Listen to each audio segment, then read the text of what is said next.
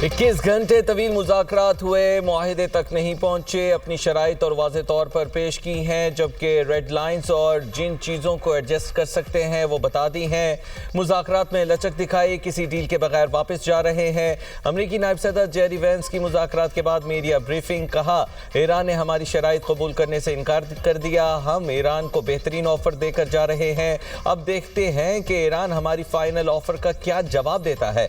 वाज़े और मस्बत तस्दीक दरकार है कि ईरान जौहरी हथियार हासिल करने की कोशिश नहीं करेगा।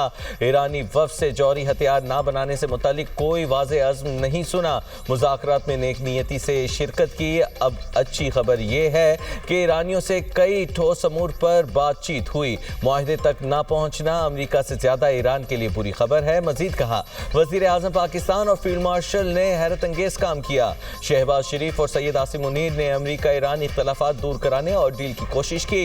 ईरान के नायब सदर जेरी वेंस की सरबराह में अमरीकी वफ़द वापस रवाना। नायब वज़ीर आज़म इसहाक़ डार और फील्ड मार्शल सैयद आसिम मुनीर ने मुअज़्ज़ज़ मेहमानों को अलविदा किया। मुज़ाकरात में अहम मौज़ूआत पर बातचीत की गई। तर्जुमान ईरानी वज़ारत ख़ारजा इस्माइल बक़ई का कहना है, आबनाए हुर्मुज़ जौहरी प्रोग्राम जंगी हरजाना पाबंदियों का खात्मा ज़ेर बहस आए। ईरान के खिलाफ जंग का मुकम्मल इख्तिताम और खित्ते की सूरत हाल पर भी बातचीत हुई। फ़रीक़ैन के दरमियान मुतअद्दिद पैगामात और मतन का तबादला हुआ। ईरानी मुज़ाकरात कार अपने मुल्की मफादात के तहफ़्फ़ुज़ के लिए तमाम तर सलाहियतें बुरूए कार लाए। मुज़ाकरात की मेज़बानी और सिफारती कोशिशों पर पाकिस्तान को ख़िराज तहसीन पेश करते हैं।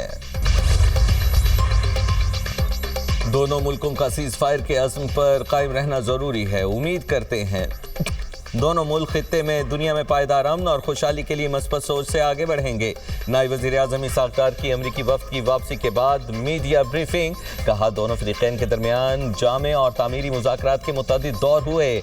पाकिस्तान अमन के लिए किरदार अदा करता रहेगा, जबकि वज़ीर आज़म की दरख्वास्त पर जंगबंदी मंजूर करने पर दोनों मुल्कों के शुक्रगुजार हैं। मैंने बतौर नायब वज़ीर आज़म और फील्ड मार्शल सैयद आसिम मुनीर ने मुज़ाकराती अमल में मुआवनत की। पाकिस्तान दोनों ममालिक के दरमियान मुज़ाकराती अमल में सहूलतकारी का किरदार जारी रखेगा। शहबाज शरीफ से अमरीकी नायब सदर जेरी वेंस की मुलाकात, खुसूसी एलची स्टीव विटिकॉफ और जैरेड कुशनर भी मौजूद थे। मुलाकात में नायब वज़ीर आज़म इसहाक़ डार और वज़ीर दाखिला मोहसिन नकवी भी शरीक हुए। दोनों ममालिक का खित्ते में अमन व इस्तेहकाम के लिए मिलकर काम करने पर इत्तेफाक। शहबाज शरीफ ने कहा, पाकिस्तान खित्ते में देरपा अमन चाहता है। ईरानी स्पीकर मोहम्मद बाक़िर क़ालिबाफ और वज़ीर ख़ारजा अब्बास इराक़ची ने भी वज़ीर आज़म से मुलाकात की। नायब वज़ीर आज़म इसहाक़ डार, फील्ड मार्शल सैयद आसिम मुनीर और वज़ीर दाखिला मोहसिन नकवी भी मौजूद थे। वज़ीर आज़म का दुनिया में अमन व इस्तेहकाम के लिए सालिसी के किरदार को जारी रखने के अज़्म का यादा।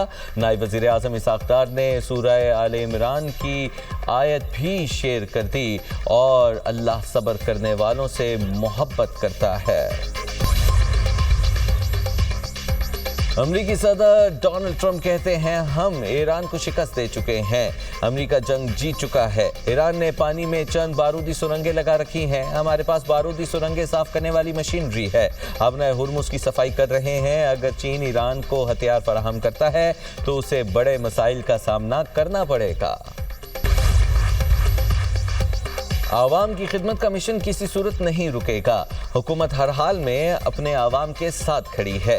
ईरानी सदर मसूद पज़ेश्कियान का इस्लामाबाद मुज़ाकरात पर ट्वीट, कहा ईरानी मफादात पर कोई समझौता नहीं किया जाएगा।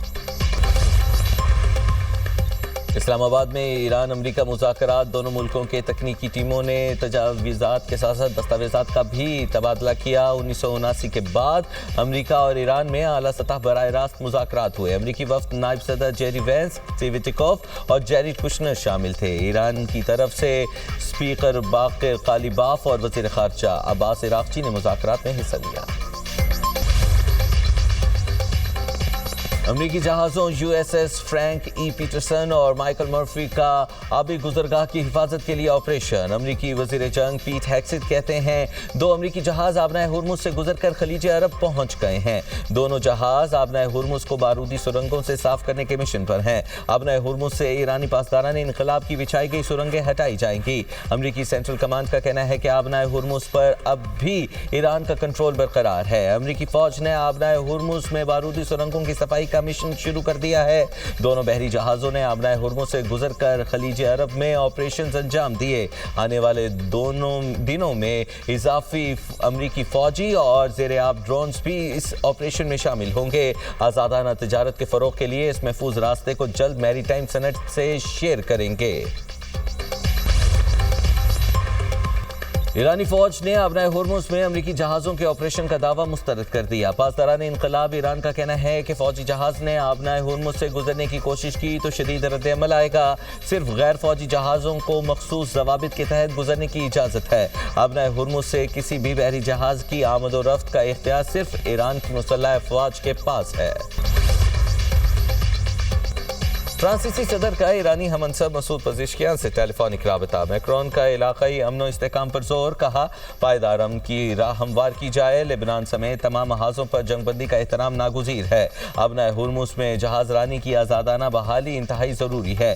فرانسیسی صدر کا سعودی ولی عہد محمد بن سلمان سے بھی رابطہ، مشرق وسطیٰ کی صورتحال اور امریکہ ایران جنگ بندی پر تبادلہ خیال۔ ایمانوئل میکرون کہتے ہیں جنگ بندی کو بغیر کسی تاخیر کے لبنان تک توسیع دی جانی چاہیے۔ صدر میکرون اور ترک صدر رجب طیب اردوان کا بھی رابطہ۔ فرانسیسی صدر نے کہا امن کے لیے دیرپا سفارتی حل ناگزیر ہے۔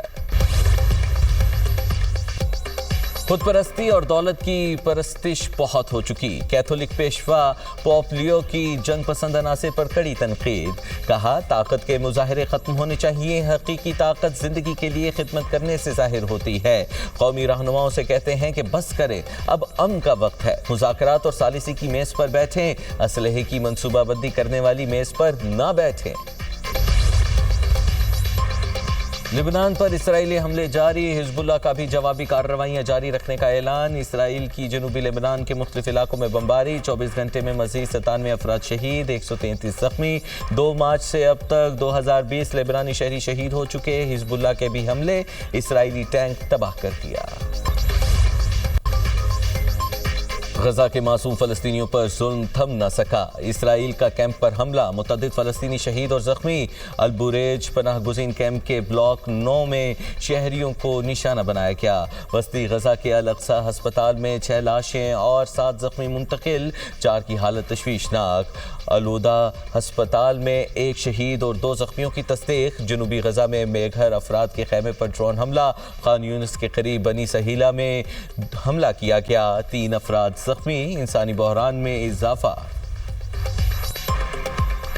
اسرائیل میں نیتن یاہو حکومت کے خلاف مظاہرہ، تل ابیب میں مظاہرین کی احتجاجی ریلی، اسرائیلی وزیر اعظم کے خلاف شدید نعرے بازی، مظاہرین کا نیتن یاہو سے تمام جنگیں رکوانے کا مطالبہ میں اضافہ۔ اسرائیل میں نیتن یاہو حکومت کے خلاف مظاہرہ، تل ابیب میں مظاہرین کی احتجاجی ریلی، اسرائیلی وزیر اعظم کے خلاف شدید نعرے بازی، مظاہرین کا نیتن یاہو سے تمام جنگیں رکوانے کا مطالبہ۔